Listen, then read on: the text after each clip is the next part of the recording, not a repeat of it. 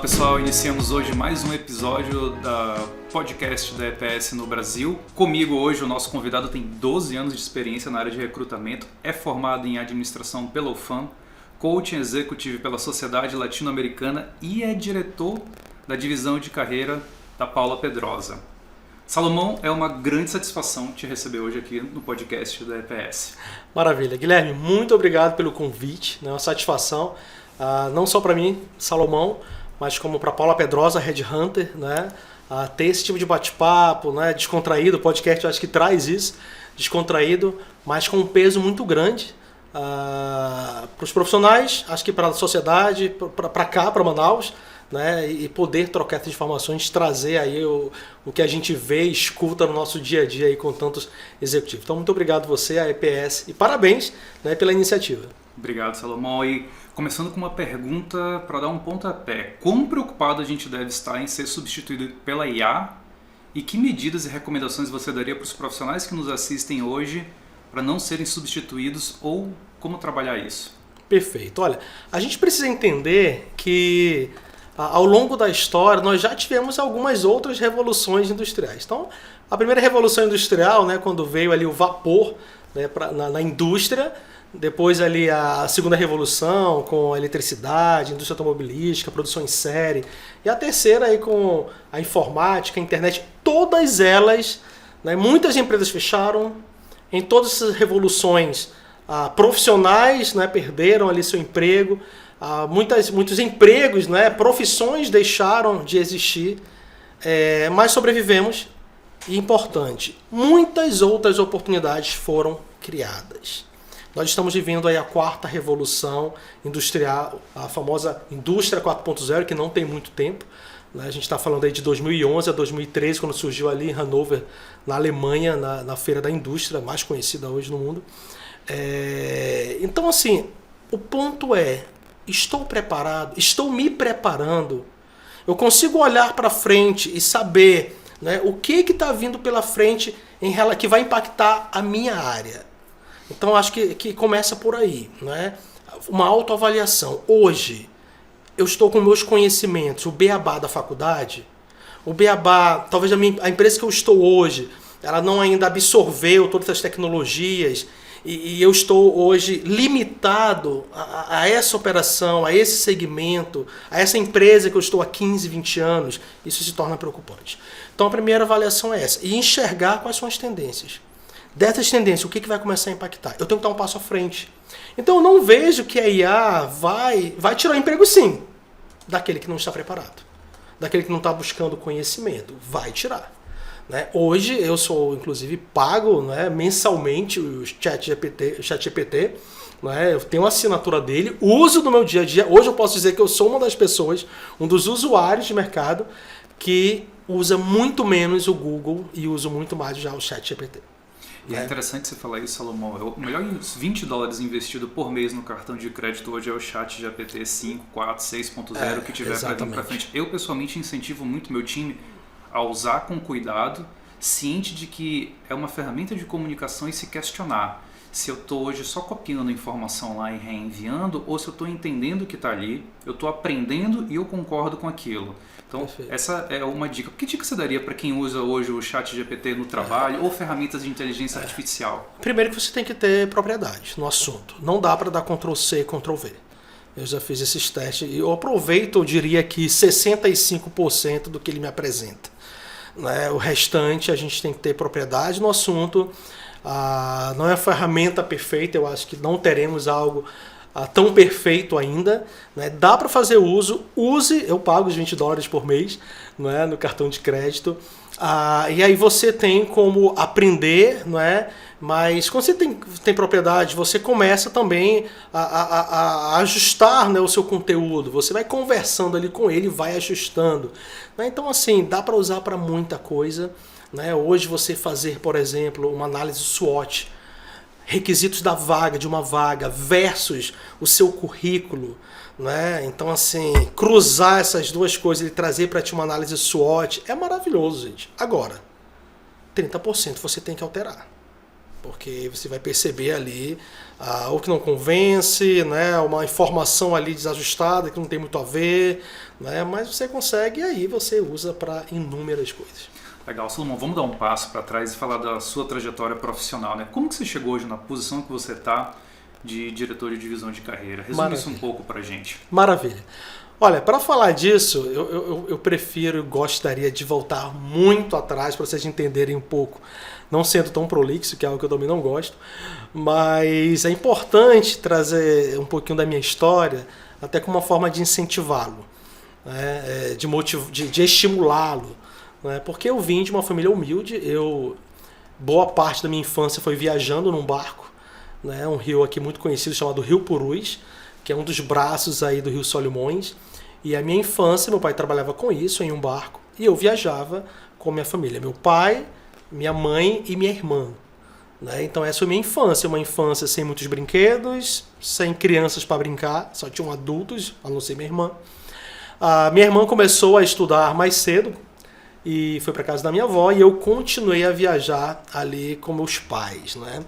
E eu lembro que eu comecei a ver meus primos aprender a ler e eu ainda não.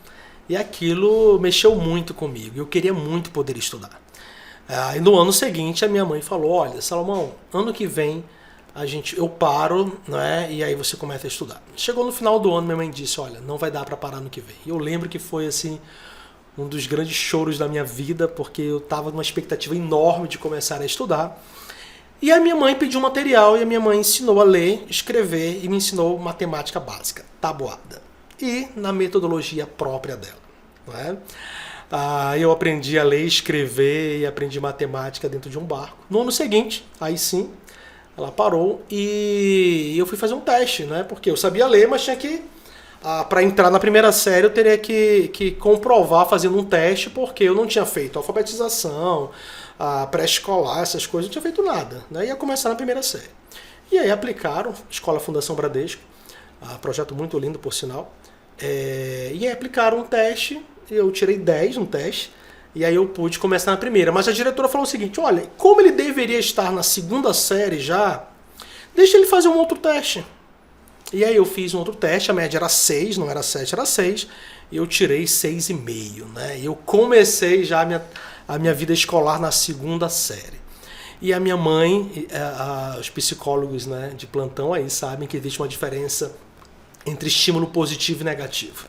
A minha mãe usava um estímulo negativo que era, olha, se você tirar a nota vermelha, eu te tiro da escola. Você volta para o barco, volta para o rio. E era a última coisa que eu queria na minha vida. Então, até minha 8ª série, eu nunca tirei uma nota abaixo de 9 na minha vida. Nunca. E eu entrei na segunda série, lembram? Na terceira série, eu participei de um concurso de redação com todos os alunos da Fundação Bradesco Brasil, 3.500 alunos, e fiquei em terceiro lugar. Então, assim, eu estudei muito, eu li muito, eu era aquele cara que adorava matemática, eu bati 40 em matemática em quase todos os anos da minha vida. Né? E é legal você saber disso, porque eu vou já falar sobre transição de carreira aqui em algum momento. Né? Então, eu era um cara muito exata, muito matemática, e hoje eu estou aqui em RH. Então, depois fui estudar ali numa escola técnica, Matias MacLean, né, que era na época da Sharp, né, a Sharp que era a mantenedora. E então fui para lá e fiz meu ensino médio em processamento de dados. Né, e foi um choque, era a única escola semi-integral aqui da região. Nós tínhamos 8 e segundo ano 9 tempos de aula por dia. E foi um dos maiores, acho que a melhor época assim, da minha vida. Né? E quando eu saí dali, eu não queria seguir a carreira técnica, eu não queria fazer tecnologia. Passei na UFAM, na UTAM, né, atual EA, na primeira fase do vestibular para processamento de dados. E na segunda fase eu estava jogando bola na rua. E a minha mãe gritando lá de casa, e a prova, e o vestibular? Eu falei, mãe, esqueci de falar, eu não vou fazer. O que eu queria fazer? Ou administração, ou economia, ou direito. Era essa a minha dúvida. E eu já era headhunter sem saber. Porque eu fui pesquisar sobre essas profissões. Eu falei com pessoas, com profissionais dessas áreas. E aí foi quando eu decidi fazer administração. E no ano seguinte, eu entrei ali na UFAM.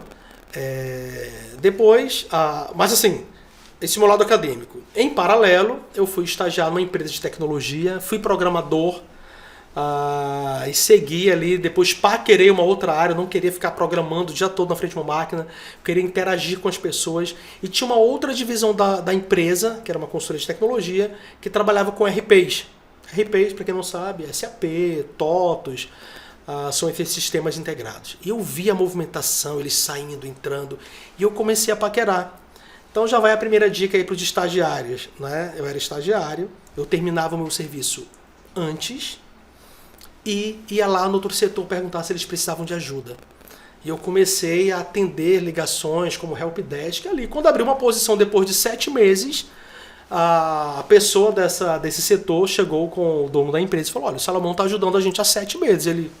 7 meses já ajudando vocês? Você está dizendo pra gente então que isso que aconteceu com você há 20 anos aproximadamente ainda é válido para hoje em dia? Ser proativo, estar presente, ir lá perguntar o que mais tem para fazer? Eu diria que fazer isso hoje em dia o torna mais... destaca você ainda muito mais do que naquele tempo. Porque naquele tempo talvez era mais comum. Né? Eu estagiei, não tinha direito, por exemplo, à refeição. Né? Só o vale transporte. Todo dia eu ia almoçar em casa pegando ali 2 ônibus.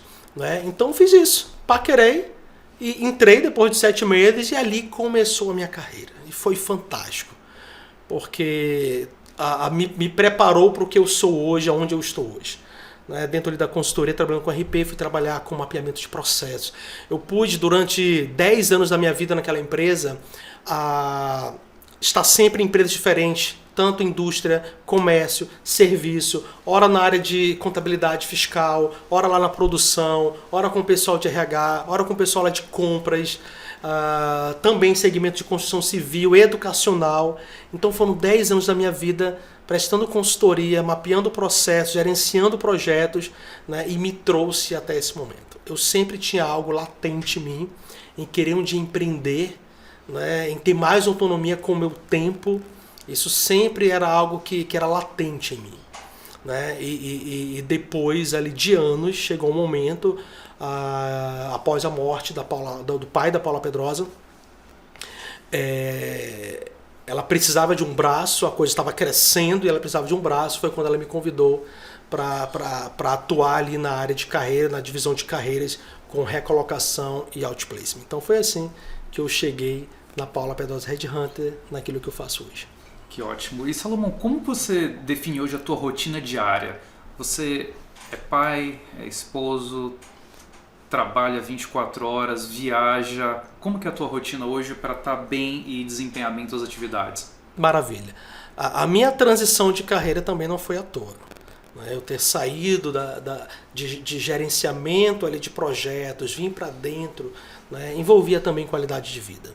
Eu estava com meus filhos pequenos ali, eu queria poder dar mais tempo para eles. Né? E hoje a minha rotina, primeiro, o celular para mim, ele é a minha ferramenta de gerenciamento de tempo. Tudo, meu dia precisa estar no meu celular. Outlook sincronizado com o meu celular. Hoje eu tenho uma assistente executiva comigo, né, e para Paula. Então, tudo precisa estar na minha agenda. Se não está na minha agenda, não existe o compromisso. Então, a primeira coisa é essa. Minha ferramenta de gestão de tempo é Outlook e o celular. É o iWatch aqui vibrando no meu celular, eu sabendo já qual é o próximo compromisso. É no telefone, a pessoa, vamos marcar, calma aí, deixa eu olhar aqui na agenda. Né? E realmente, eu tenho hoje uma média aí, no mínimo 4 até 8, 9 reuniões diárias. Né? É isso mesmo. Né? E eu faço com o maior prazer. Eu tenho que contabilizar isso. Eu tenho que pegar esses meus 10 anos que eu estou na Paula Pedrosa e saber quantos workshops eu já fiz, quantos atendimentos aí para profissionais.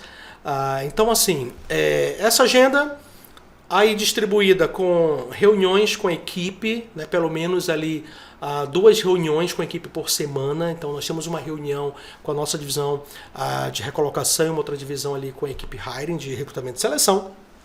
Não é?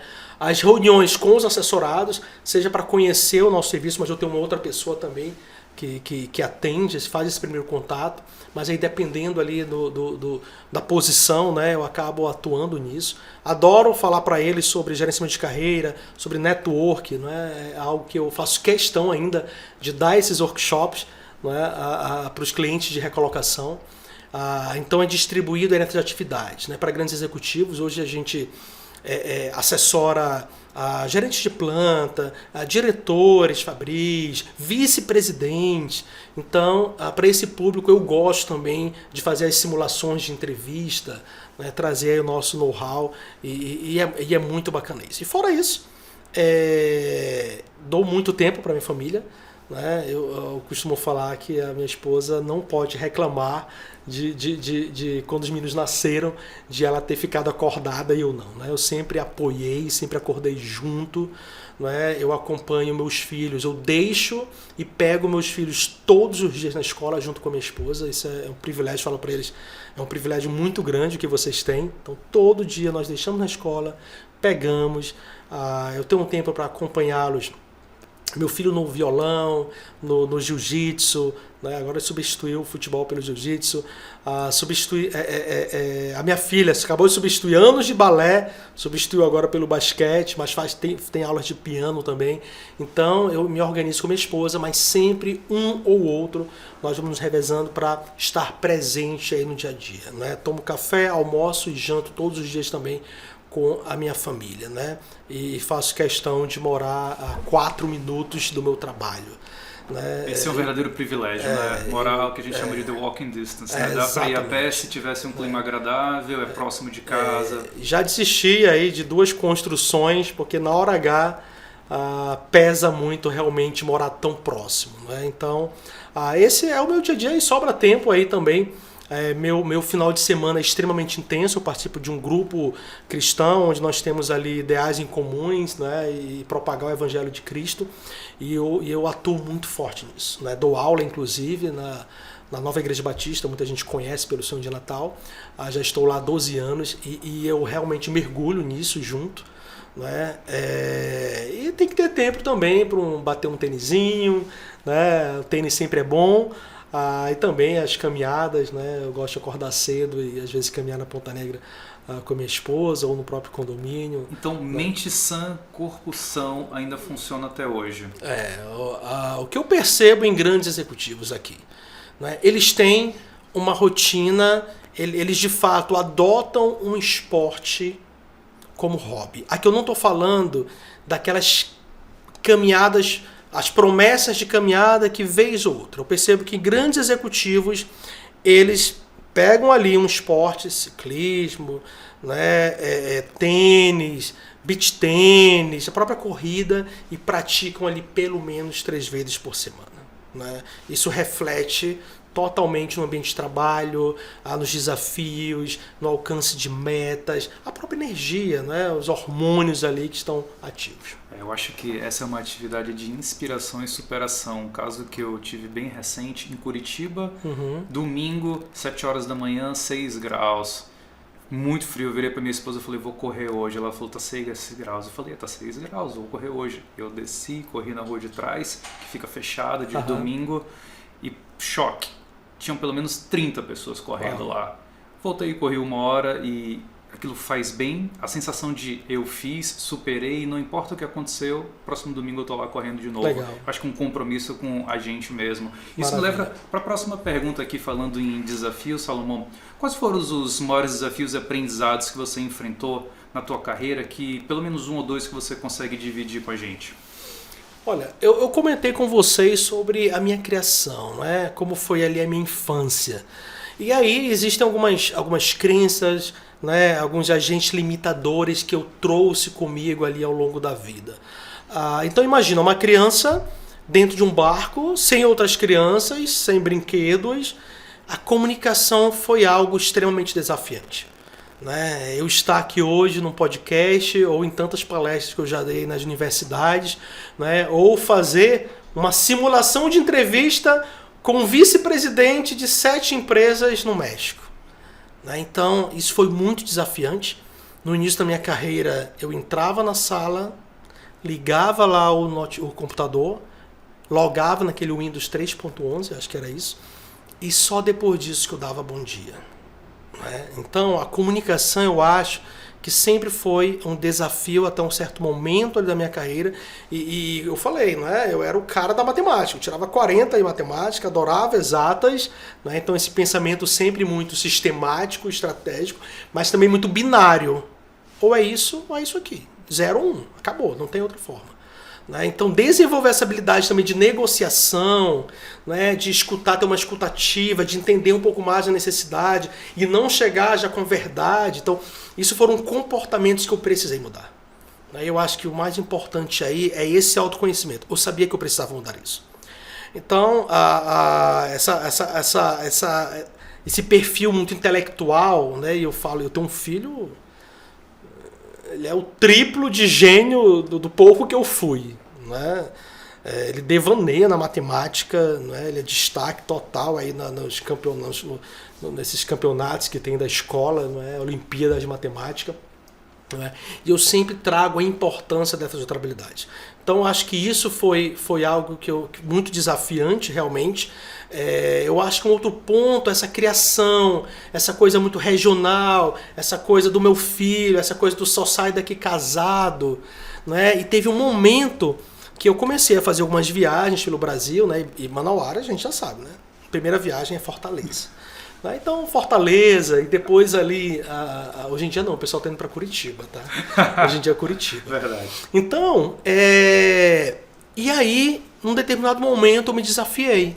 Eu resolvi fazer sozinho na época, eu resolvi ali, aos meus 19, 20 anos, fazer uma viagem para Bogotá, na Colômbia, sozinho. Né? Já falava um pouco de inglês, de espanhol nada, e eu fui. Passei 9 dias e eu lembro, né, até hoje, eu no meio do centro de Bogotá, com uma mochila na costa, eu rodei assim olhando, falei, o que eu estou fazendo aqui? Se acontecer algo, para quem eu ligo, para quem eu peço socorro? E aquilo virou uma chave na minha cabeça, uma chave. Né? Na mesma ocasião, eu fiz um curso de mergulho lá em San Andrés, né? Muita gente conhece, muita gente está indo hoje em dia em San Andrés. Eu fui quando eu tinha 19 anos. Eu fiz um curso de mergulho oficial, nível 1, né? 5 dias ali de mergulho. E essa viagem assim me destravou. Né? E a partir dali eu comecei a olhar para minha carreira de forma diferente, para aquilo que eu queria, para os meus sonhos. Né? E uma vez eu estava numa palestra e uma professora de escola municipal perguntou o que eu posso fazer com os meus alunos, né? E com todo respeito, uma profissional se levantou, você pode aplicar algumas ferramentas, diz que é autoconhecimento. E eu falei assim, quando me deram o microfone, eu falei, olha, convide alguém da comunidade que hoje tomou outro rumo, um lutador de jiu-jitsu que está lá fora, um executivo, um gerente hoje que está aqui no distrito, que se destacou, que veio de lá, daquela comunidade. Deixa ele falar. As pessoas precisam conhecer o além. Então, era uma limitação minha. Né? Aquele mundo, o interior, o barco, e eu precisava romper. Eu precisava saber o que estava por trás daquilo, além daquilo. E eu falei isso, leva alguém, eles precisam ter esse conhecimento. Você não pode desejar aquilo que você não conhece. Verdade. Eu preciso conhecer para desejar. E Salomão, falando em desafios para os gestores que assistem a gente hoje, né? Muitos deles hoje têm que lidar com várias gerações dentro da empresa. Às vezes é um gestor de 60 anos, com um gerente de 40, um coordenador de 30, um estagiário de 18. Aquilo que a gente conversava sobre choque de gerações. Qual é a tua visão sobre isso e qual seria a tua recomendação para quem está num cenário desse para lidar de uma forma mais saudável? Perfeito, ótima pergunta. Nessas reuniões, né, eu me deparo com muito desses executivos e eles às vezes na minha frente ali, desculpa a palavra, mas vomitam ali essa frustração, né, essa situação que essa geração de hoje não tem compromisso, enfim. Né? Eu fico escutando e no final eu falo, ok, mas deixa eu te falar. Nós vamos embora. Nós que vamos morrer, eles que vão ficar. Eles são a maioria, são eles que estão entrando no mercado, são eles que vão ocupar outras posições. O ponto é, o que você está fazendo para extrair o melhor deles? Então não pode entrar nesse embate e achar um melhor do que o outro. O que você precisa entender é que é de fato uma nova geração. Essa geração, ela possui outros agentes motivadores, que não é o mesmo que o seu, que não é o mesmo que o meu. Hoje eu estou com 45 anos, acabei de completar agora em maio, e não são os mesmos. Né? Muitos, talvez eu sonhei ali com um carro, com uma casa, o casamento, mas muitos não querem casar, não querem ter filhos, não querem carro. Né? Eles querem poder viajar. Guardar dinheiro, em vez de guardar para comprar um carro, eles querem dinheiro para viajar e conhecer o mundo. Né? Então você precisa entender isso e criar um ambiente propício que eles consigam gerar entregas e resultados. Né? Então você precisa quebrar isso, né? e precisa entendê-los, né? Escutá-los, tirar essa fotografia, né? Deles, né? Entender, descobrir esses agentes. E olha, eu posso tirar pela nossa consultoria. Né? Às vezes, no ambiente de trabalho, é aquele cantinho da empresa, aquela parede ali que você mandou colocar um adesivo, né? É levar ali o pessoal para uma experiência. A gente já levou nossa equipe para uma aula de tênis, todo mundo. Até a porta do hotel eles não sabiam o que era. Né? E esse espírito aventureiro. Mas foi, né? o quê? Foi passar por uma situação junto, um desafio junto, superar como equipe? É isso você acha? Tem esse lado, funciona a também? dinâmica era essa também, mas tinha um outro lado, que é isso que eu falei para vocês, né? Esses agentes motivadores, né? Proporcionar também essa diversão. Não dá para você continuar com aquela comunicação que você tinha talvez antes, que talvez um grito, um falar mais grosso podia resolver e causar timidez. E aí eu quero dar um recado.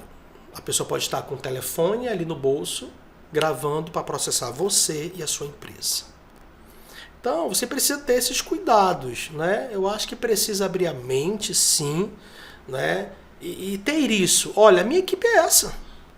E eu vou ser o responsável se a equipe está gerando resultado ou não. Você não vai ter como culpar. Você vai perder sua posição no seu lugar. Né? Então não adianta, em vez de falar o mercado não me absorve mais pela idade que eu tenho, você precisa ver algumas outras coisas. Né? As nomenclaturas, quando você abre a boca, aquilo que você fala, é algo que você aprendeu há 20 anos atrás? Ou você traz ele no seu vocabulário, metodologias, ferramentas atuais e que eles vão entender também? Né? Você falou ainda há pouco sobre o corpo. Uma pessoa que chega com mais de 50, 60 anos numa entrevista que não cuida do corpo, é óbvio que vai existir uma preocupação. Como é que está a sua energia para encarar os desafios da empresa, encarar as metas? Né? Então, olhar, ter esse outro olhar, né? Entender a geração. E você acha, Salomão, que os gestores antigos costumam dizer o seguinte, que a nova geração não quer trabalhar, não tem comprometimento, não quer ficar depois do horário, não quer fazer o que a geração de 40 anos fazia, que era chegar às 5 horas da manhã, sair às 20 horas. Quando eu ouço isso, eu falo, bom, nem eu quero fazer isso. Exatamente. E eu sou uma geração sanduíche disso. E eu vejo também que talvez as gerações que nos sucederam fizeram um péssimo trabalho, porque não conseguiram criar uma atmosfera, um ambiente que seja favorável para essa nova geração, que dá sim valores para coisas que eles julgam mais importantes, querem sair no horário, querem estar na academia, querem ter lazer, querem estar com a mente sã. E são valores que condizem com a realidade hoje. Que recado você daria para quem ainda enxerga isso de uma forma diferente ou tem dificuldade de ver que o mundo está mudando? O que acontece com essa pessoa? Primeiro que talvez lá no passado você fazia dessa forma, você também não gostava. Você fazia porque lá atrás, né, você ia ser demitido e pronto, né, mas não quer dizer que você fazia isso feliz. Né? Então, afirmar que isso era algo bom, né, acredito que não. Né? Outra coisa, por que nós talvez ficássemos tanto tempo no trabalho? Será se hoje nós não temos ferramentas, sistemas que vão otimizar o processo? A gente está falando tanto de tecnologia, não é para isso? Para otimizar processo, para reduzir prazos, para nos ajudar. Né? Falamos de ChatGPT, quanto tempo levava antes para fazer ali uma correção num texto, elaborar um e-mail? Né? Então nós temos ferramentas agora. Você precisa trazer isso para dentro da equipe. né? Trazer essas ferramentas e olha, volto a falar, descubra o que motiva a sua equipe, né? Tem que ter empatia, né? Quer ver uma coisa? Eu jamais falaria para o meu chefe que o meu cachorro morreu e que eu preciso faltar hoje. Né? E hoje, quando alguém da minha equipe chega com essa situação, vá lá. Que juiz é você para dizer que o sentimento que talvez... Aquela pessoa não tem filho, mas o gato talvez é o filho dela, nesse sentido de sentimento, de apego. Empatia e ela também. Tá sofrendo. Sem dúvida. Né? Agora, quando eu faço isso, é aí que eu posso também... Olha, a gente precisa entregar aquilo hoje. Tu consegue ficar um tempinho a mais? Ok, chefe. Tem que haver a troca. Tem que haver a troca. E tem que haver comunicação também, né? Exatamente. Concordo com você. E quando a gente fala nesse ponto, e a gente fala de o tempo, as mudanças que estão acontecendo, qual é a tua visão, Salomão, em relação às tendências tecnológicas que estão moldando o futuro hoje, dentro da área de atuação de recrutamento, de seleção? O que a gente espera, o que era ontem é hoje, o que a gente vai ver lá na frente? Perfeito. Olha só, hoje, né, nós temos, como eu falei, ferramentas. Hoje a gente eu acho que o ChatGPT ele tem um divisor de águas aí no mercado em relação à tecnologia, porque muita coisa está surgindo em função disso, né, e a gente precisa, de fato, trazer isso para o nosso dia a dia, usar isso no nosso dia a dia. No nosso caso, né, na nossa área de atuação, nós temos os ATS, que são as ferramentas de recrutamento e seleção, que também tem inteligência artificial por trás, que facilitam ali a comunicação com os candidatos, a aplicação dos candidatos às vagas, né? Mas nós temos outras coisas e talvez que a gente não tenha ali tanta vivência, né? Realidade aumentada, né? Impressão 3D. Olha, impressão 3D. Aquilo que surgiu só na engenharia mecânica, né, na engenharia civil, né, a gente enxerga hoje ali dentro da arquitetura, dentro da medicina e dentro da culinária. Né? Nós já temos aí as carnes artificiais, hambúrguer artificial usando impressão 3D. Né? Então, isso aí eu acho que ainda vai tomar uma grande proporção. Né? IoT, inteligência das coisas. Né? Gente, a minha secretária usa Alexa muito mais do que eu. Né? Tudo ela coloca lá para cronometrar o tempo, pede receita, para avisar. Isso vai fazer parte do nosso dia a dia.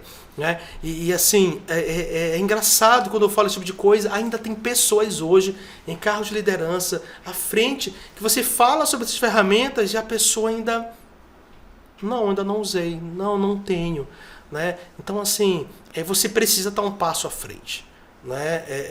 Saber dessas tecnologias e principalmente aquilo que abrange a sua área de atuação. Pessoal de logística, né? Você precisa acompanhar o que a Amazon faz diariamente. Né? Eu não tinha visto aqueles robozinhos ainda no meio da rua. Uhum. Eu estava em Charlotte, na Carolina do Norte, né, passeando lá no centro e os robozinhos passando. Eu achei o máximo aquilo, né? Então, assim, você precisa o pessoal de logística precisa estar acompanhando isso aí diariamente. Né? Agora, é claro, para implementar isso, você tem que mostrar, né, para os acionistas e presidentes, diretores, de fato ali o ganho em relação a isso. Né? O ganho, ou se o momento... Às vezes você quer trazer uma tecnologia... Você tem até recurso, mas a tua equipe não está preparada para aquilo. Prepara a tua equipe primeiro para não jogar um monstro, uma Ferrari ali no colo deles e ficar, né, em desuso ali. Né? Então, assim, tem muita coisa nova. Né? Você precisa usar as redes sociais ao seu favor. Eu sei que as redes sociais podem roubar muito o nosso tempo, mas como tudo na vida, né? Eu posso... O mesmo cara que usa moto para ganhar dinheiro, né? Usa nas entregas ali do Uber, é o mesmo cara que talvez, né, usa para roubar e vai ser preso. Televisão. Você pode passar um final de semana todo assistindo Netflix, mas você pode assistir um pouco Netflix e também ali usar um momento, né, para pesquisar, né, coisas da sua área e agregar ali conhecimento, né, e saber das tendências. Então, redes sociais, eu vejo muita gente ainda falando, não, eu tenho uma aversão. Muda. Traz isso para aquilo que você precisa para continuar desenvolvendo a sua carreira. Você precisa acompanhar, seguir alguns gurus da sua área, consultorias, né, empresas, alguns canais específicos ali de tecnologia. Você precisa acompanhar. Hoje, nós falamos aí de gerações, mas também o meio de comunicação mudou. Quando chegou o WhatsApp, você tinha noção que isso ia virar praticamente o principal meio de comunicação?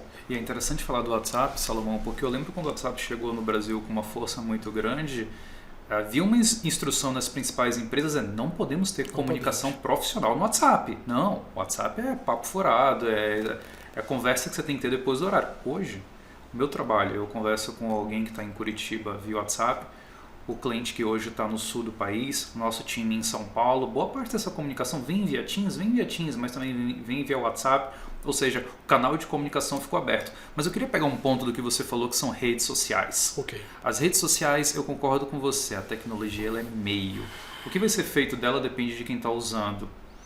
Rede social, LinkedIn. Por que as pessoas usam tão mal o LinkedIn? Que dica você daria para quem está hoje procurando um emprego, que normalmente vai para o LinkedIn e depois não reforça essa base? Uhum. Que dica você daria para quem está no LinkedIn? O que fazer e o que não fazer? Perfeito. Olha, primeiro você tem que construir um perfil, não é, atrativo. E outro, olha, o LinkedIn não foi feito no Brasil e para o Brasil. Então tem que saber disso. Não é tudo que eu preencho no LinkedIn. Você precisa saber ali o que preenche e o que não preenche. Mas você tem que construir ali, não é, um perfil. O próprio LinkedIn chama de perfil campeão. É o nome que ele dá.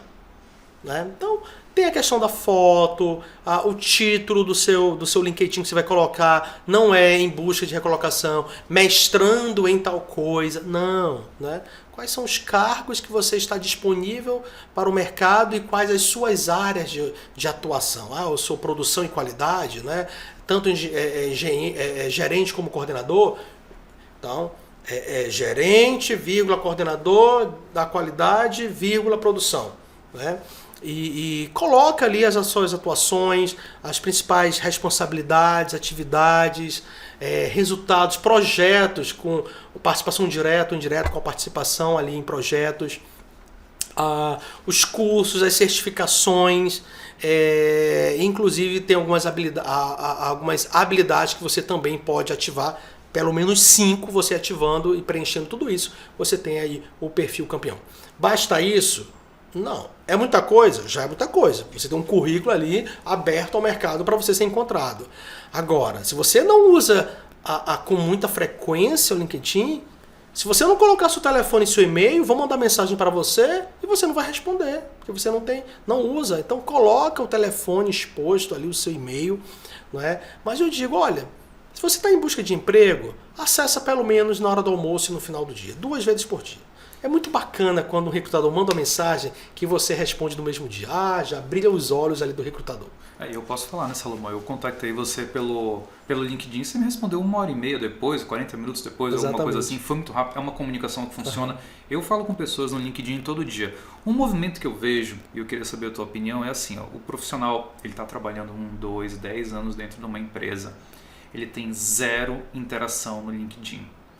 Ele é desligado da empresa. No dia 1 ele aparece com 1000 interações no LinkedIn para tentar recorrer a algo que ele não estava fazendo. Como que ele faz para não precisar ter que esperar acontecer um problema, estar disponível no mercado, para ter que ir para a ferramenta com tudo, ter que aprender no desespero? O que é fazer uma manutenção? A pessoa tem que ficar postando ali, dando like, comentando. Qual que é a tua recomendação para isso?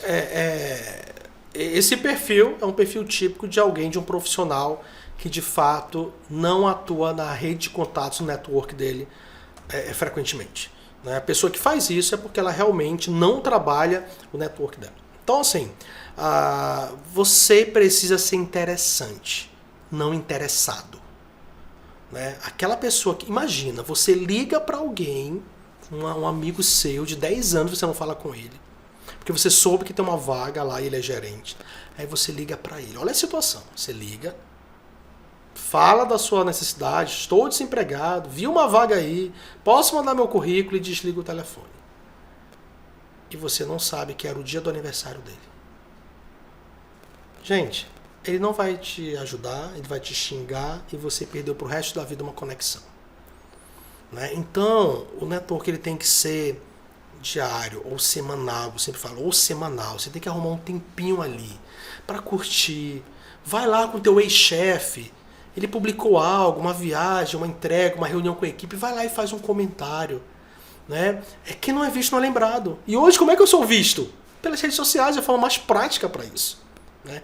Então, não seja aquele perfil interessado, que só busca na hora que precisa. Você não vai ter a resposta que você quer.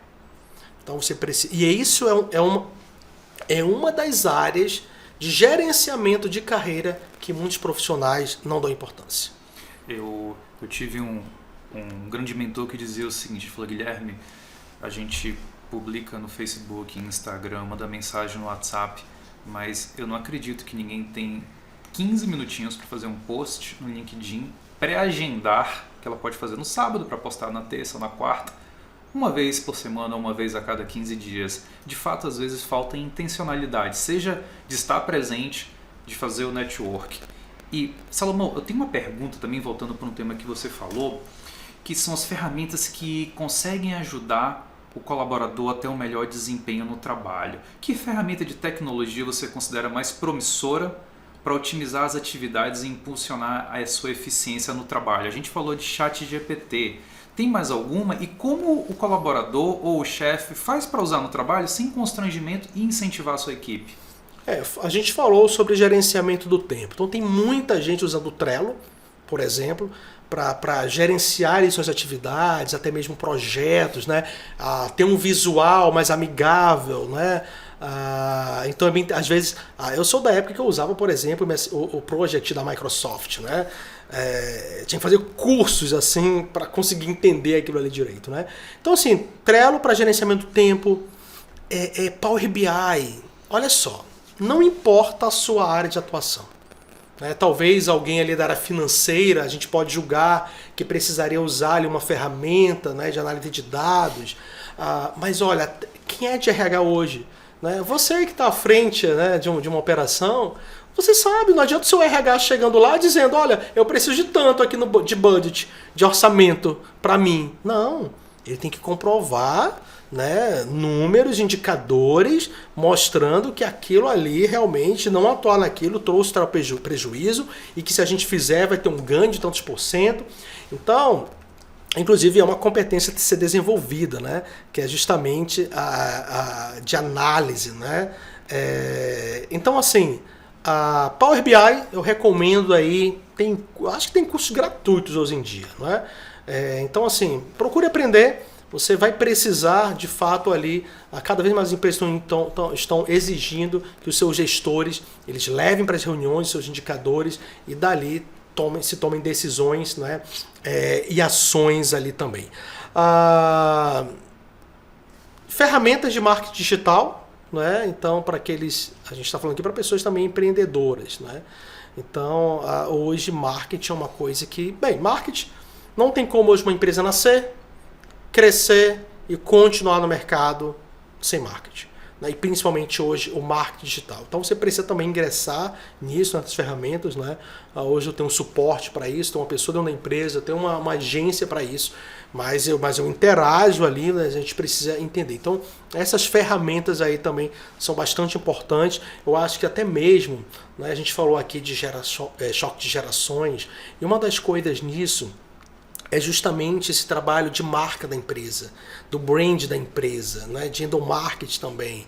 Né? Então, aquilo que antes acontecia só em 4 paredes, a reunião com seus gestores que era em 4 paredes, óbvio, tem situações que de fato elas permanecem ali sigilosas, mas outra, olha só uma dica de liderança. Você, gestor, você postar uma foto com a sua equipe, publicar isso no seu Instagram, o seu liderado vê que você fez isso e ainda marcou ele faz questão de compartilhar para os amigos dele verem ali que ele estava com o diretor. Lembra dos agentes motivadores? Sim. Isso é um deles. Eles gostam disso. Você tem que se aproveitar de tudo isso, né? Para usar em favor da sua equipe também. Né? Então, nós temos aí essas ferramentas. E, Salomão, mudando um pouco de assunto e falando agora de liderança e um pouquinho de gestão, Quais são as qualidades e características mais importantes para um líder de empresa nos dias de hoje? Ok. Olha só, quando você chega, não é, num lugar novo ou quando entra um membro da sua equipe, eu acho que a primeira coisa que nós já comentamos aqui é você tirar essa fotografia, esse raio-x dessa equipe, né, o raio-x daquele liderado que está começando ali, para você entender o perfil dele como um todo. Né, para você delegar, passar algo, o que e como, né, delegar, você precisa entender o perfil daquela pessoa. Se ela é a pessoa ideal na sua equipe para você delegar aquela tarefa, aquela atividade. Então, acho que a primeira coisa é essa. Eu acho que é aquilo de trazer, né, trazer pessoas parecidas comigo. Gente, um gestor que tem pessoas só parecidas com ele, todo mundo vai pensar como ele. E vai chegar no mesmo resultado que ele. E se tiver que afunda todo mundo junto, porque Exato. Ninguém vai pensar diferente. Né? Então você tem que desenvolver também uma atmosfera de criatividade. Alguém que vai pensar diferente ali diante de um problema. Né? Então, ter uma equipe heterogênea eu acho que é importante.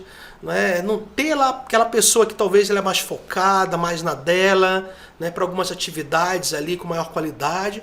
Mas você ter aquela pessoa que, numa situação urgente ali, ela vai fazer. Talvez não vai entregar tão bem como aquela. Então, eu acho que está aberto também a essa equipe heterogênea, quebrar essa coisa de ter pessoas somente parecidas comigo, acho que é importante. A porta fechada. Eu acho que, né, com todo respeito àqueles que assim ainda agem, eu não tenho isso na empresa. As pessoas, qualquer um, desde o estagiário, pode bater na minha porta. Né? Eu acho que é um outro momento dessa quebra, dessa hierarquia, e tem que existir o respeito com todos. Não só com quem está acima, mas com seus amigos, seus colegas também, seus pares. E com quem está abaixo de você. Então, até a porta aberta não vai tirar o respeito, não. Né?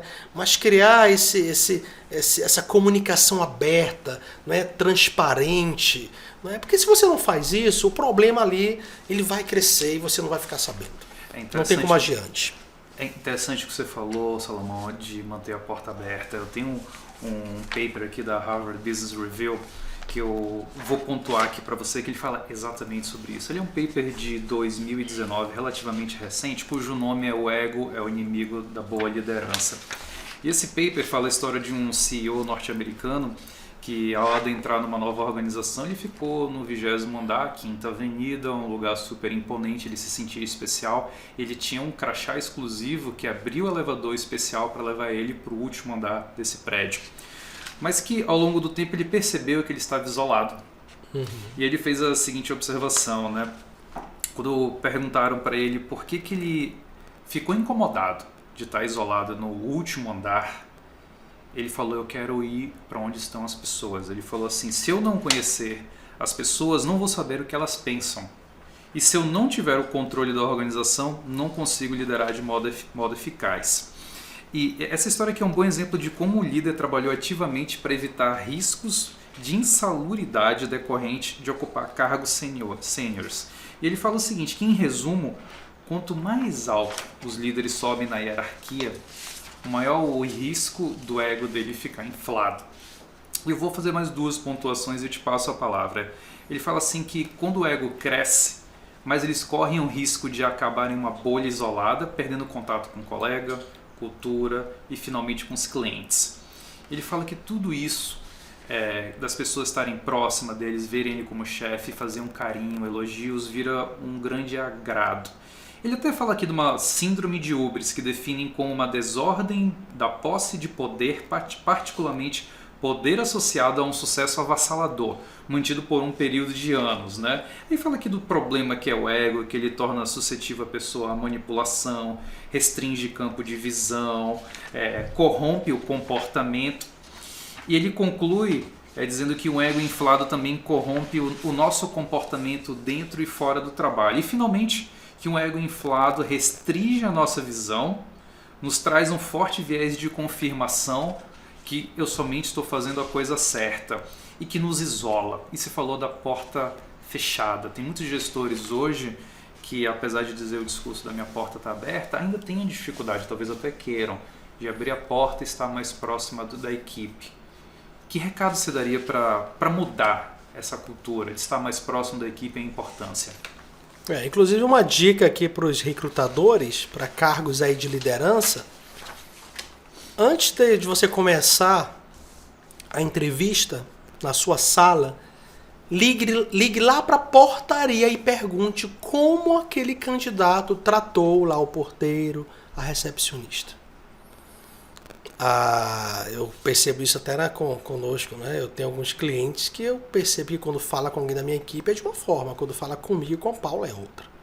Só que isso, as vagas estão colocando como requisito essa pessoa que consegue falar com todo mundo, né? Isso quebrou muito aqui no nosso distrito com o Ulisses Tapajós, né? Que começou a trazer essa liderança humanizada, não é? Porque era algo muito engessado, né? Uma barreira muito grande ali da alta gestão, não é? com os demais, né? Então, assim, a gente falou aqui, né, desse raio-x, a questão da porta aberta, feedback e acompanhamento. Você precisa acompanhar a sua equipe. Não tem como você simplesmente ali delegar, né? Uma coisa é você delegar. Agora, você precisa ter ali indicadores, você precisa ter as reuniões de acompanhamento, e a gente vê hoje alguns profissionais perdendo a sua cadeira, e essas vagas chegam pra gente com esses motivos. Está muito atrás da mesa. Está muito, aí vem, né? Está muito só no WhatsApp. Está muito só no telefone. Né? E a estrutura não é a mesma mais de antigamente. Você não tem mais, né, numa operação tanto gerente, você não tem mais a sua secretária executiva só para você, que por sinal ganhavam muito bem, inclusive, né? Então a alta gestão não tem mais a sua secretária, tem uma assistente para o time, né? Não só para ele, né? Então, profissionais perdendo a sua posição por justamente não estar ali junto com a equipe. A liderança hoje, ela é isso, né? É estar presente, você precisa dar feedbacks.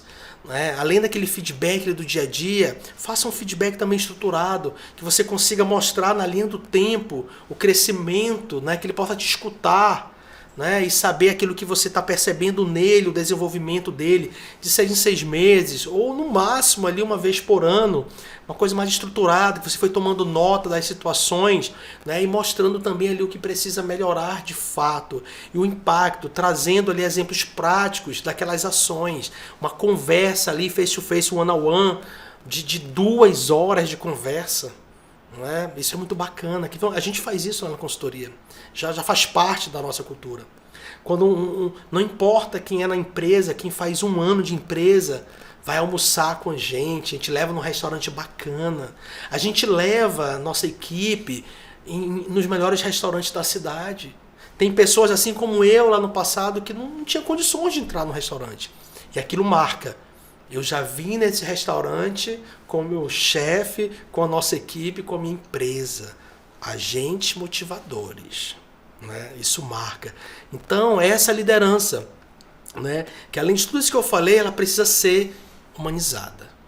Você precisa também entender o problema ali do outro. Não tem como mais a gente dividir hoje. Só profissional, só pessoal. Isso já vem caindo por terra há muito tempo. Né? Hoje mais do que nunca, não dá, né? Somos uma coisa só e tudo influencia. É o trabalho que influencia no pessoal e é o pessoal que influencia no trabalho. Se você falar o seguinte, não me interessa o pessoal, mas o pessoal vai influenciar, esse seu não interessa, o teu resultado, não importa o que você pensa ou não, vai influenciar no teu resultado. Então não seria bacana eu apoiar isso aqui para eu conseguir também o resultado? Como é que eu posso apoiar em determinadas situações e momentos da vida pessoal daquela pessoa? E além de líder, né, diretor, eu posso escutar o muito obrigado de muita gente da minha equipe por uma situação de relacionamento amoroso, relacionamento pessoal, de uma situação que queria um aconselhamento, de uma pessoa como eu, que já sou casado há 17 anos. Você precisa se abrir para isso. E quais são os limites, Salomão, de até onde a empresa pode estar próximo do funcionário E até onde o funcionário deve se abrir com a empresa. A gente sabe que às vezes é uma linha tênue. Perfeito. Que requer tempo, confiança entre as partes. Perfeito. Primeiro que você tem que respeitar o seu colaborador. Você não pode forçar, você tem que perceber isso nele, né? Você tem que, eu acho que você falou algo importantíssimo, a confiança, né? E ele se chegar, né? Então, talvez ali você pode até fazer algumas perguntas, mas você não pode ser invasivo de fato, né? Então tem que entender esse momento e se ele quer isso, né? Eu acho que tem esse ponto. Segundo, você, colaborador, tem que ter muito cuidado com quem você vai falar. Não é só no trabalho, qualquer ambiente da sua vida. Você não pode falar qualquer problema seu para qualquer um. Infelizmente, existem alguns ambientes tóxicos ou pessoas tóxicas que vão querer o seu lugar, né? E podem se aproveitar daquilo, criar ali uma situação, uma história. Então, eu acho que tem um lado da empresa não forçar isso, criar esse ambiente transparente, essa comunicação aberta, né? E respeitar se a pessoa quer ou não falar. Não quis, ok. Né? E o outro lado também, e eu falo sempre, olha, determinados problemas e assuntos, fale com quem resolva. Não é? Talvez a pessoa que está do seu lado ela não vai resolver esse problema. Né? E ela pode potencializar o problema. Né? Eu falo às vezes assim para quem está começando, olha, as referências, falam tecnicamente, processo, as referências são essas. Porque se você for sentar do lado de quem está começando também, né, o que aquela pessoa vai passar para você? Então você tem que também saber quem procurar, quem falar, e aí você precisa, né, ali observar. Eu acho interessante, Salomão, que muitas vezes os colaboradores, os profissionais que estão dentro da empresa, eles querem achar um exemplo muito distante. Steve Jobs, ou alguém muito distante, longe deles, quando na verdade, dentro, posso dizer, das indústrias, tem excelentes profissionais. Eu digo às vezes para a equipe, para colegas que vêm conversar, o que é a pessoa dentro da sua área de atuação, da sua indústria, da sua empresa, que é bem visto. Converse com ele. Não precisa às vezes você ter que achar alguém lá distante, ou às vezes a pessoa que está no mesmo, é o teu par, que tem um desafio igual ao teu e não sabe por onde percorrer. Perfeito. E pegando esse mesmo tema, Salomão, vamos falar um pouco sobre cultura de alta performance e colaboração dentro da empresa. Como que se constrói hoje, no teu ponto de vista, uma cultura de alta performance e que essa equipe trabalhe junta? Perfeito. Olha, acho que a primeira coisa é alinhamento de valores, né? Das duas partes. Né? A Paula Pedrosa da Red Hunter tem alguns valores ali muito fortes. Né? Nós trabalhamos com vagas confidenciais, nós assessoramos profissionais confidenciais, então precisa ter esse alinhamento ali de valores. Né? Então, até esse público que a gente atende, a gente tem que se preocupar como você está vestido. Né? O nosso colaborador, ele precisa saber isso da empresa. Né? Qual é a cultura, os valores ali da empresa, no nosso caso aqui da consultoria. Né? Então não cabe a gente de qualquer forma. Agora, tem espaço para todo mundo. Né? Talvez você não vai, por essa falta, por ter esses valores diferentes, né? Ideias diferentes, talvez não vai caber. Isso não quer dizer que está certo ou errado. É para aquele ambiente. Né? Eu acho que outra coisa também, né, é essa seleção mais rigorosa. Né? Eu acho que vale a pena contratar uma consultoria, né, especializada, né, em cargo de gestão, de liderança. Eu vejo às vezes algumas empresas. O mercado me pergunta bem assim, como é que fulano está naquela posição numa indústria daquele tamanho? Poxa, todo mundo conhece. Né? Contratar uma consultoria de fora que não tem referência aqui dentro. A pessoa vai dar a referência que ela quer. Né? Nós aqui, a Paula Pedrosa Red Hunter, a Paula atua 19, quase 20 anos de mercado.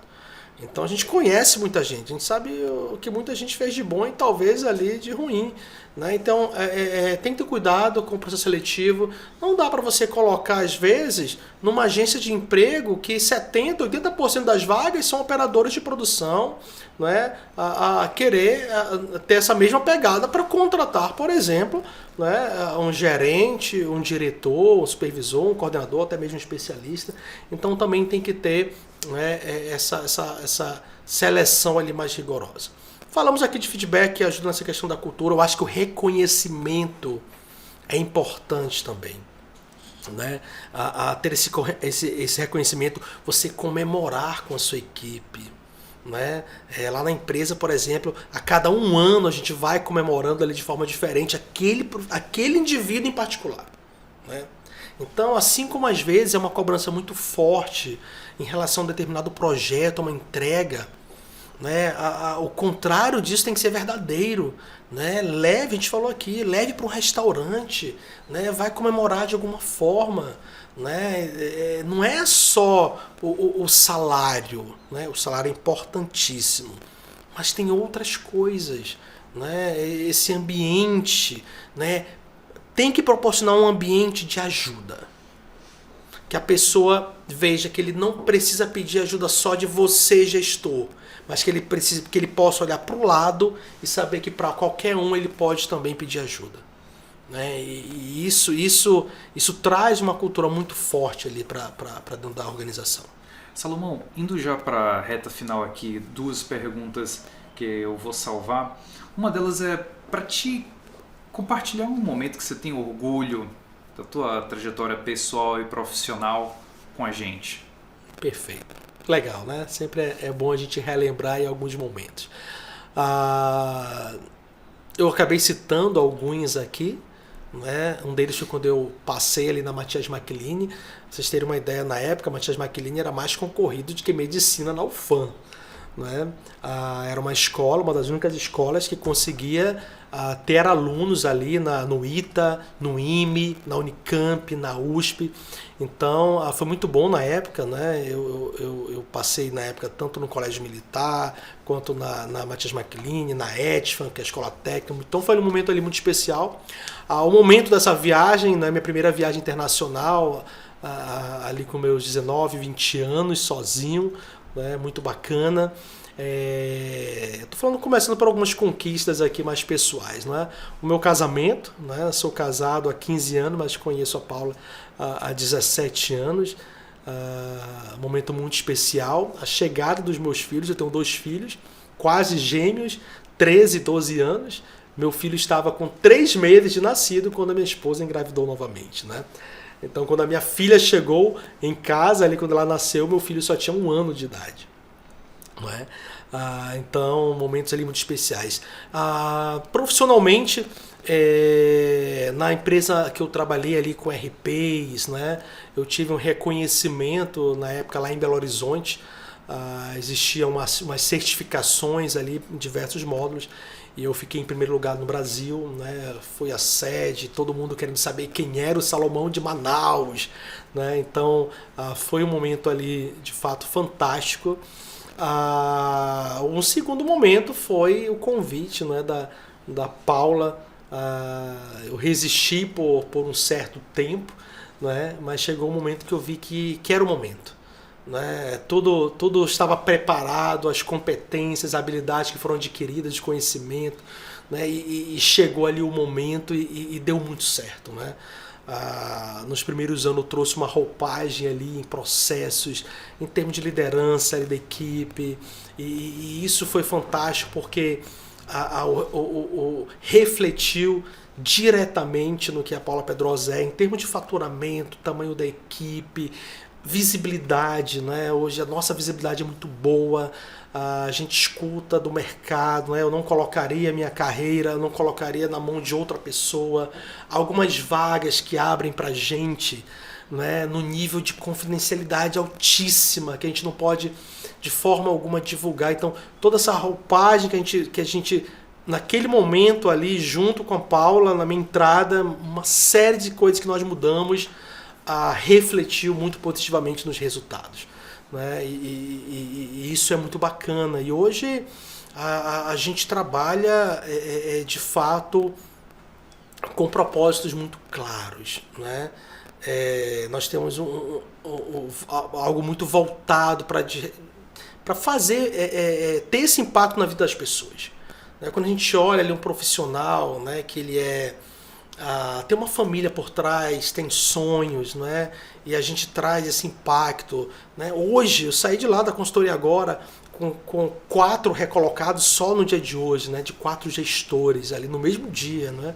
Então, assim, são sonhos ali que talvez foram interrompidos por estar desempregado e a gente contribui, né? Então é muito bacana. Eu mostrei para você no início, né? É um grande executivo aqui, que talvez vai estar aqui no podcast, a mensagem que ele passou, né, lá do México pra gente, né, agradecendo. Então, hoje a gente sabe desse impacto na vida dos profissionais, a gente sabe o quanto a gente pode ajudar as empresas em levar pessoas, né, competentes para dentro dessas empresas, ajudando, digamos assim, indiretamente, né, tem a nossa participação no desenvolvimento dessas empresas e as nossas equipes. Né, a nossa equipe é uma equipe assim, de alta performance, diferenciada no mercado. Né? Já treinamos, desenvolvemos muitas pessoas, ótimos profissionais que estão, né, aí no mercado. Né? E a gente quer isso, quer continuar isso, e é algo muito bacana isso aí. Você falou, Salomão, primeiro com uma paixão nos olhos, né? Eu tô te ouvindo, Sim. Tô te vendo aqui, eu falei, poxa, falta pouco para escorrer lágrimas de alegria, de satisfação, Sim. E é gostoso ouvir isso. Mas você falou da reputação e o feedback de mercado. Eu posso dizer que eu estou na EPS há 13 anos. Desde quando a gente iniciou em Manaus, fomos para São Paulo, fizemos a primeira operação no sul do país ou no centro-oeste, e nada é mais gratificante do que, primeiro, quando um cliente fala: o serviço de vocês é excepcional, o serviço de vocês me ajudou, o serviço de vocês mudou a trajetória aqui da empresa, a gente confia em vocês, a gente sabe que vocês vão entregar o que prometeram. E também do outro lado, quando um colaborador fala: poxa, que satisfação de estar aqui, eu tenho a alegria de dizer que eu venho trabalhar aqui, de postar nas minhas redes sociais que eu estou trabalhando nessa empresa e tenho você como gestores, e isso é algo que se conquista ao longo do tempo. Sim. E eu fico muito feliz de ouvir isso de você, Salomão. E eu vou para a minha última pergunta, para a gente não estourar muito o nosso tempo. Que legado pessoal e profissional você espera deixar? Maravilha. Bem, pessoal, eu tenho 2 filhos, né, e eu tenho muito orgulho deles. O destaque que eles já têm hoje, né, em tudo aquilo que a gente tem colocado na mão deles. Então essa questão do caráter, né, da honestidade, né, em passar para eles. Hoje meu filho ele toca violão, né, tem 13 anos, toca muito bem violão, já faz parte de uma banda, né, eu fico muito feliz com isso. Os destaques, né, o tratamento que o colégio, né, onde eles estudam, ao conversar conosco, a parceria, de em várias situações de colégio me chamar a mãe, né, por saber que a gente conduz de uma forma diferenciada. Né, eles confiam na gente porque eles veem o comportamento lá deles, a dedicação deles. Né? Minha filha faz piano, né? E também está numa banda, joga basquete, os 2 já falam inglês, né? E eu sempre proporcionei essas viagens internacionais para eles estarem aprimorando ali o inglês. Então, assim, o legado pessoal está muito nisso, né? Nessa herança que eu tenho, que são, né, os 2 ali, né? Encaminhá-los, né? Eu faço questão hoje do meu trabalho se adaptar a isso também, para proporcionar a isso. Gente, o legado profissional, né?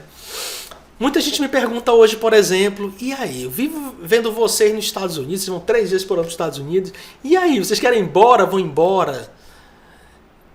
E o nome, a marca Paula Pedrosa, né? Não dá para simplesmente chegar assim e falar tchau Manaus, e fechar as portas. Graças a Deus, eu sempre fui uma pessoa muito pé no chão, tenho uma esposa muito pé no chão, e sempre fomos muito racionais, inteligentes, né, nessa questão financeira. Né? E hoje nós poderíamos parar de trabalhar, né, se mudar, e já estamos ali, digamos assim, com a aposentadoria garantida. Né, por todo esse trabalho que a gente foi fazendo ao longo do tempo, sendo muito ali, como eu falei, pé no chão, racional, né, sendo responsáveis, mas assim, não conseguimos ver isso. Não sei se um dos meninos vão assumir a Paula Pedrosa Red Hunter, né, mas tem um peso, tem um nome, vidas que foram impactadas, né? Gente, são tantos testemunhos que chegam conosco assim, que é algo que vai além do faturamento da empresa, né? São muitos cases de sucesso, vidas impactadas, né? Situações, amizades que a gente tem aí com esses profissionais, né? Então, esse legado ele já vem sendo construído há muito tempo, né? Eu acho que a questão da honestidade e confiança são valores muito fortes da Paula Pedrosa. Nós não negociamos isso. Nós não entramos em certas áreas e segmentos por nós sabermos que às vezes está por trás daquilo que vão querer oferecer. E nós não nos contaminamos com isso. Isso é muito forte para a gente e eu fico muito grato porque o mercado reconhece. Em vários momentos, né, chega alguém falando não, isso aqui é na mão de vocês. E a gente sabe até que tem outros relacionamentos com outras empresas, mas determinadas vagas e recolocações ali, né, que eles vêm falando exatamente isso. A confiança, né, pessoas que estão trabalhando e querem algum tipo de upgrade. Não dá para você abrir isso por aí. Você tem que ser assertivo, né? Para ter uma conversa dessa dizendo que eu quero sair, quero algo melhor, né? Não dá para expor isso para qualquer um, não dá para vazar um negócio desse, né? Então, chega com a gente tem toda essa preocupação. Então, esse legado ele já está construído, a gente está mantendo, a gente mantém esse legado do reconhecimento que hoje é a marca da Paula Pedrosa, dessa confiança no nosso serviço e nesse diferencial de entrega. A gente não entrega só currículo, e o mercado sabe disso. Salomão, como que o pessoal te acha? Como que o pessoal consegue achar os serviços da Paula Pedrosa? Eu sei que você está no LinkedIn. Onde mais o nosso público consegue te achar? Perfeito. Então, canais, redes sociais, Instagram, Facebook, LinkedIn, né? Então, vá no nosso site, né? Vá lá, tem os canais, você consegue clicar lá e já falar diretamente com a gente via WhatsApp. Por isso que você precisa ter redes sociais a seu favor, tá bom? Então, para quem quer buscar recolocação, ao entrar em contato, né, vai fazer uma triagem ali inicial. Hoje, infelizmente, a gente não atende a todos os públicos, a gente tem realmente uma pegada, um foco mais em cargo de gestão e liderança para recolocação e outplacement, né? E recrutamento e seleção, também lá no site você vai ver como a gente atua, tem os canais, né, fale conosco, e também nós hoje temos um foco muito mais de vagas especialistas para cima, exceto alguns projetos específicos, tá bom? Então, nossos canais, Paula Pedrosa Headhunter, todos eles, né, Paula Pedrosa Headhunter, tudo junto, você consegue nos encontrar. Salomão, obrigado. Tenho certeza que quem ouviu a gente hoje está saindo com páginas de anotações, boas dicas, sugestões. Então fica aqui, pessoal, minha recomendação de salva esse podcast, marca o amigo, escreve aqui embaixo o que você achou. E aqui a gente encerra mais um podcast. Salomão, muito obrigado. Guilherme, mais uma vez, só tenho a agradecer, né, a esses papos descontraídos, mas com muito peso, mas que emociona a gente, faz relembrar aí do passado, da nossa história, né? E muito bacana, né? Sucesso a você, né? Eu uso, não falo o seu nome, mas eu cito o profissional. Eu já tive contato com o Guilherme lá atrás, né? E onde ele nos ajudou ali em momentos que nós precisamos, né? Com indicações e tudo mais. E eu falo para algumas pessoas, olha, né, eu falei com o Guilherme ali há mais de 8, 9 anos atrás, e é uma das pessoas que para mim tem um inglês, né, que todo gestor aqui na Zona Franca, dentro de um ambiente aqui só de multinacionais. Então, parabéns pela sua carreira fantástica, né? Hoje aí nessa ponte aérea Manaus-Curitiba, né? Mas sempre presente aí também em reuniões fora do Brasil. Então, fantástico, 40 anos, espetacular, uma carreira assim espetacular, né? E desejo somente sucesso a você, né? Parabéns à EPS pelo profissional, né? E que vocês têm, né? E muito obrigado, EPS, pelo convite, né? Pela essa oportunidade de a gente poder transmitir um pouquinho, né, disso para a sociedade. Bacana, Salomão. Essa última parte eu vou traduzir para inglês, vou encaminhar para o meu CEO e pedir para ele começar assistindo os últimos 5 minutos. Tenho certeza que vai me render o próximo cargo. Salomão, obrigado. Pessoal, para quem assiste, até o próximo episódio.